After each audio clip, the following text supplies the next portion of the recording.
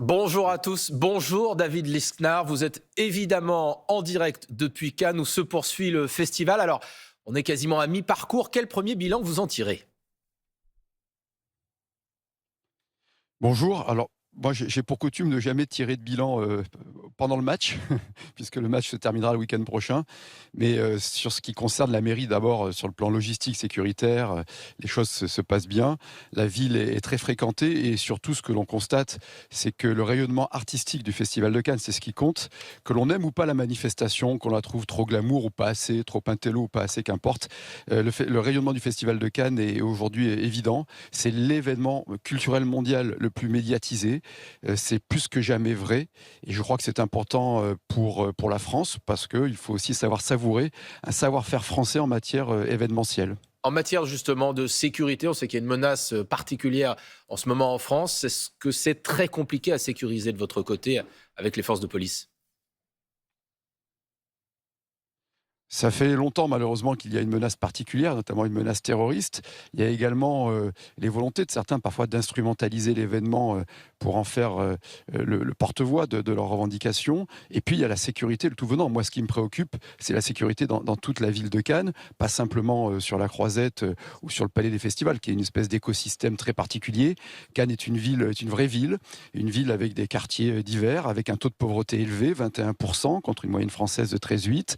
Et malheureusement, ce que je constate depuis une vingtaine d'années, c'est que progressivement, malgré la qualité et l'engagement des forces de l'ordre nationales, on a des magistrats, des policiers de très bon niveau, il y en a de moins en moins.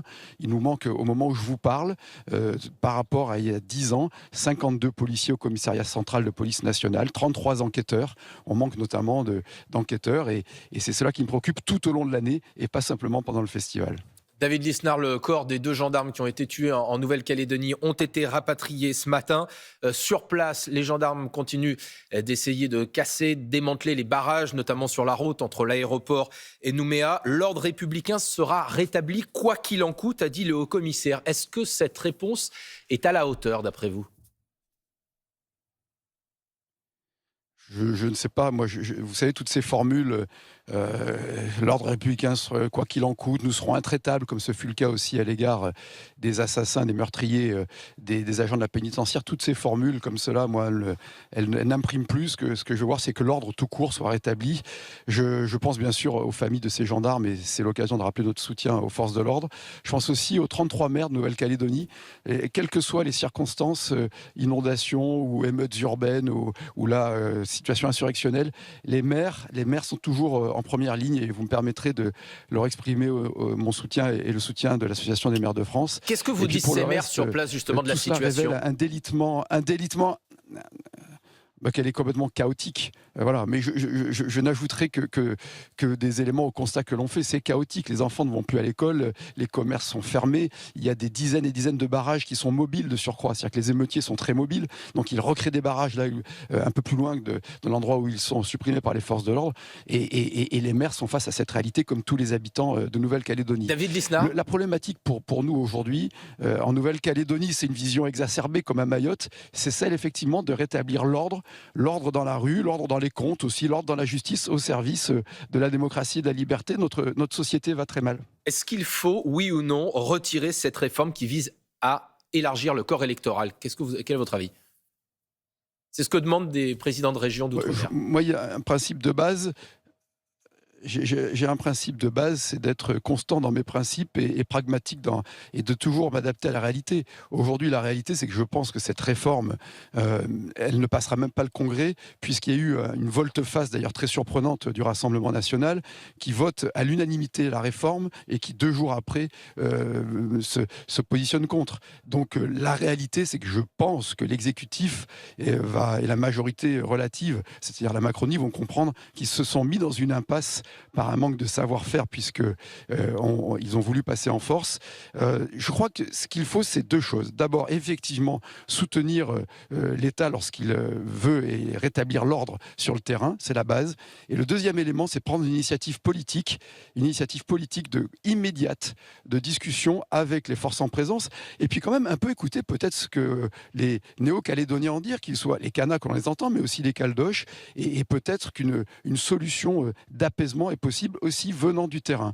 C'est cette double initiative-là, l'ordre, parce qu'on doit être intraitable sur l'ordre, et puis bien évidemment discuter pour sauver peut-être cette réforme qui me paraît juste, hein, moi sur le fond, sur le corps électoral et la reconnaissance de la capacité de vote de néo-calédoniens installés depuis au moins 10 ans et citoyens et français de façon pleine et entière. Donc y renoncer serait un comble, mais le faire avec pragmatisme et sens des réalités. David Lisnard, les européennes, c'est dans moins de 3 semaines. La liste des Républicains qui est menée par François-Xavier Bellamy est créditée de 7,5% dans un sondage ILAB publié hier par la Tribune dimanche. Sur le fond, qu'est-ce qui ne fonctionne pas dans cette campagne? Pourquoi, pour l'instant, un score pas plus important? David Lisnard, avec qui on a un petit problème. Xavier Bellamy est à la hauteur. Allez-y, je vous écoute. On vous entend. Il n'y a plus d'image. Si, on vous entend. On vous entend. Donc, ce que je disais, ce qui est sûr, c'est que lui, François-Xavier Bellamy, tête de liste, est largement à la hauteur. Il est excellent. Et véritablement, il peut répondre à 2 enjeux. Le premier enjeu, c'est de défendre les positions de la France au Parlement européen et lutter contre la bureaucratie européenne. C'est-à-dire, au moment où on se parle, des nouveaux règlements continuent d'entraver l'action des entreprises, l'action des collectivités. Il y a une dérive bureaucratique évidente. Et deuxième élément, c'est que François-Xavier Bellamy est un élément important pour préparer l'après, c'est-à-dire la refondation de notre nation, la refondation de la France dont on aura besoin et qu'il faut préparer à partir de 2027. Il y a une deuxième de liste qui est excellente aussi, c'est Nimar. Donc aujourd'hui, les Républicains, c'est une marque qui ne paye plus parce qu'il y a eu l'échec de la présidentielle, il y a eu une dégradation.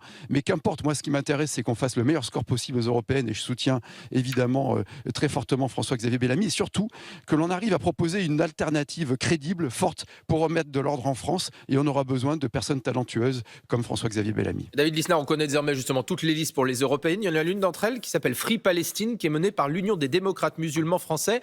Parmi ses revendications, le retrait du Hamas de la liste des organisations considérées comme terroristes par l'Union européenne. Qu'est-ce que vous en pensez ? Vous voyez que les islamistes, comme les wokistes, tous ces gens qui portent atteinte à la démocratie, eux, ils ne font jamais relâche. Ils n'ont pas de jour férié. Et donc, ils osent se présenter aux élections européennes en estimant qu'une organisation néo-nazie comme le Hamas devrait ne plus être considérée comme terroriste. Donc, nous sommes véritablement à un moment important de notre histoire. Soit on s'endort et on laisse prospérer ce type de démarche, soit on les combat par les idées, par l'argumentation, par la raison critique. Ce mouvement existe depuis longtemps, il s'était déjà présenté. Nous devons regarder avec beaucoup d'attention ce qui se passe en Belgique, ce qui passe en Angleterre. Et moi, je ne veux pas de ça en France. Je souhaite que la France soit un pays apaisé, où la République française ne soit pas virtuelle, soit une réalité, où on sache condamner et distinguer ce qui relève du terrorisme, où on sache assurer l'égalité homme-femme, bref, où on combatte cette dérive totalitaire qu'est l'islamisme. Vous savez, ce que vous me dites, ça me fait penser à Soumission, à Houellebecq, très souvent. C'est vrai dans le cinéma, c'est vrai dans la littérature. C'est les artistes qui ont vu arriver avant les autres les dangers d'une époque. Merci beaucoup, David Lisnard. C'est à vous, Émilie et Damien.